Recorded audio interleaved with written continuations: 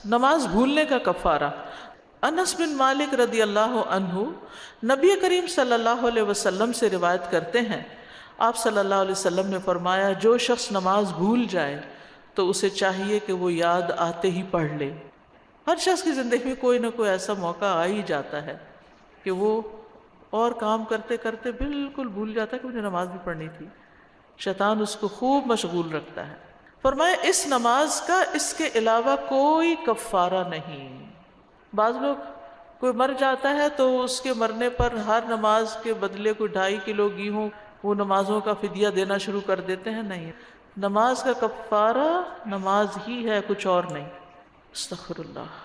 انس بن مالک سے روایت ہے، صحیح مسلم میں اس کا ایک اور ورژن آتا ہے کہ رسول اللہ صلی اللہ علیہ وسلم نے فرمایا، جب تم میں سے کوئی نماز پڑھنے کے وقت اس سے سویا رہے یا اس سے غافل ہو جائے تو جب اسے یاد آئے، 1 دن بعد آئے، 2 دن بعد آئے، 1 گھنٹے بعد یاد آئے، تو وہ نماز پڑھ لے، کیونکہ اللہ تعالیٰ فرماتا ہے اقم الصلاۃ لذکری، اور میری یاد کے وقت نماز قائم کرو۔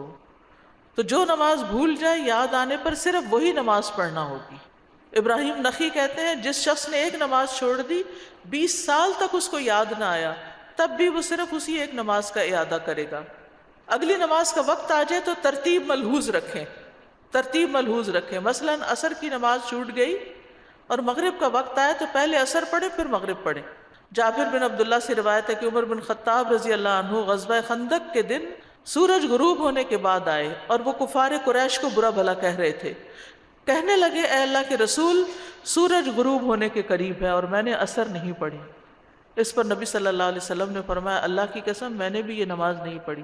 پھر ہم وادی بطحان میں گئے اور آپ نے وہاں نماز کے لیے وضو کیا اور ہم نے بھی وضو کیا، تو آپ صلی اللہ علیہ وسلم نے سورج غروب ہونے کے بعد عصر پڑھی، پھر اس کے بعد مغرب کی نماز پڑھی۔